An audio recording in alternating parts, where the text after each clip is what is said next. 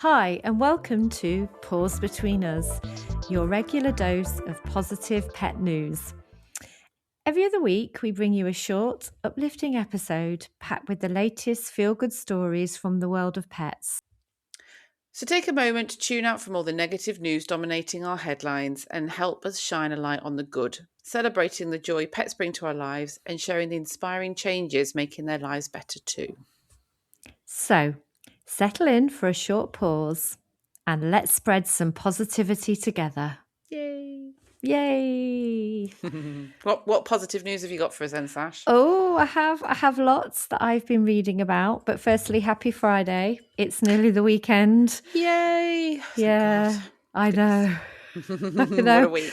what a week indeed. And February just feels like so dull, so cold, so wet and rainy. I don't want to wish my life away, but I am looking forward to a brighter, warmer, sunnier spring and March, aren't you?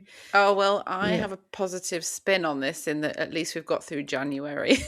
Yes, true. You're right. This podcast, this short pause is all about positivity and positive news. So I'm not going to reflect on the crap weather right now. But yeah, we've got through January, which is probably the hardest month. And before we know it, the nights will be lighter and Yes. we'll be moving the clocks forward, I think. Forward. So Spring forward, yes. yeah, spring forward. So Hurrah. hopefully sunnier days are on the way.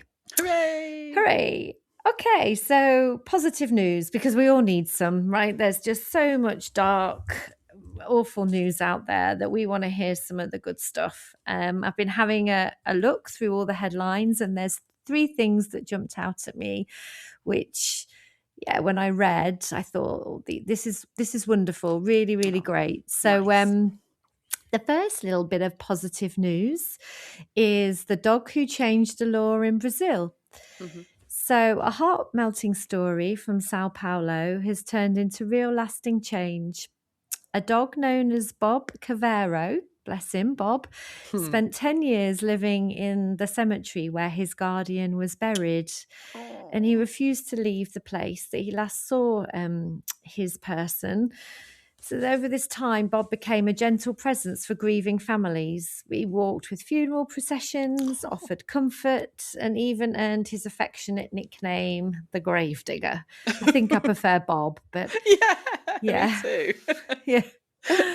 And then poor Bob passed away in 2021 and he was buried beside his guardian. But his legacy didn't end there, which is the sort of real news that I'm sharing, is because his story inspired lawmakers in Sao Paulo state to pass a new law allowing pets to be buried with their human families, officially recognizing the emotional bond between people and their animals. And one of the law's authors said it perfectly. It's not just an animal, it's family.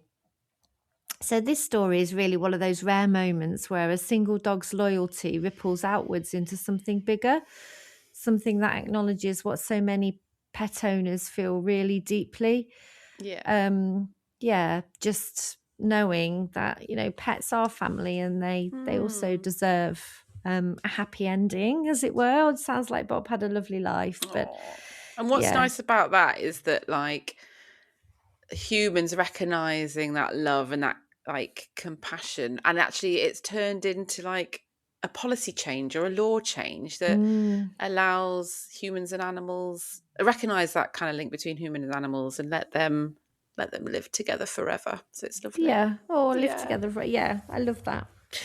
I love that. And then something similar on the same theme, but closer to home here in the UK. There's a lovely piece of news that I found from East Sussex, a place called Helsham, and it's creating its first dedicated pet cemetery. So it's giving local families a peaceful, dignified place to lay their beloved companions to rest. So work begins in February with the site expected to open by the end of March. So yeah, beginning this month and hopefully finish soon. And the idea came about when the town realised the nearest alternative was all the way in a place called Lewis, which is far from ideal when you're grieving and want somewhere close to visit. The new space will offer 100 plots, each able to hold the ashes of up to 2 pets. And the council has made a point of designing it to feel calm, respectful, and beautifully landscaped. Oh, amazing.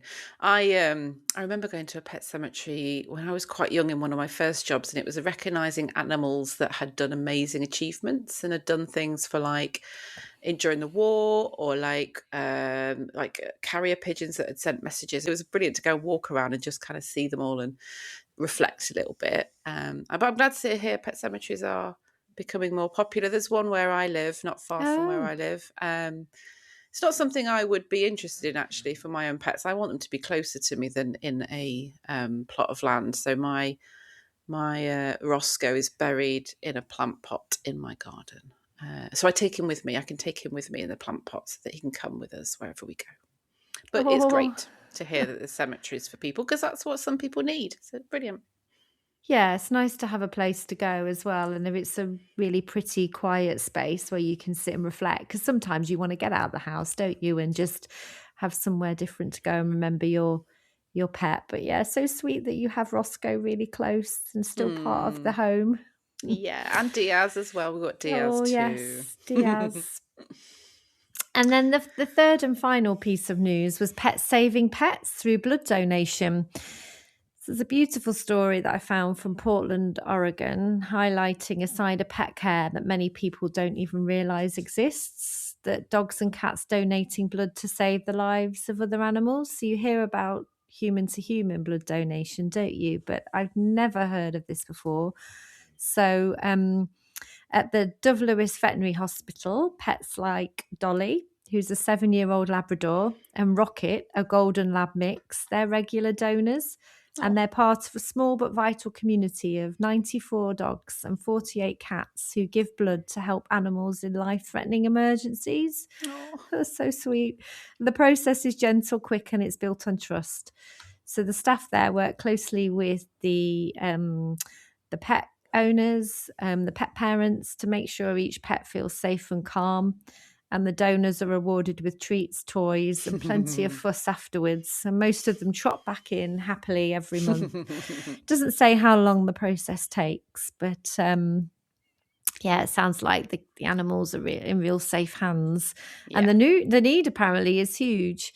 The blood bank manager in the article that I found explains there's a major shortage of veterinary blood supplies across the US, and only a handful of centres are large enough to meet demand. So these pet donors are literally helping save lives every day. Bless them. That's nice. It's funny, actually, because I never knew of this, but came across it, I think, through social media. Recently, somebody said that their cat had donated some blood to help their other cat, and I was like so surprised. And I think this was in the UK. So maybe if people are interested and want to support that, then they maybe speaking to their vet might be helpful, so they can find out more about it. Lovely to know that it's sort of gentle and calm, and that it's not too invasive, because that would be something I would be wanting to know more about as a pet owner, guardian. So yeah, go and talk to your vet if you want to know more about that. I would recommend. Yeah, and it also made me think about donation of pet organs. I don't know if that happens with pets, for pets needing. Well, I don't even know if pets have organ transplants. Yeah, that's interesting. It is. It just made me think. So, like in humans, where you might have a new liver or kidney. Yeah. I don't know whether those practices happen with pets. I don't know. That's a good one to explore, because I know healthcare is a bit behind in some respects. So maybe we can find out more. Yeah, be good to do a bit of digging. So that's 3 lovely stories that I found, and hopefully puts a smile on people's faces when they can hear about the great things that pets are doing, but also the great things that are available for pets too. So well done, Sash. Thanks for digging those out, and we'll bring you more next time. Indeed. Anything particular people want to hear about, please get in touch with us, because we'd love to respond to your interests and see if we can answer any of your questions. So yeah, thank you. Yeah, great. So thank you for joining our short pause. Until next time.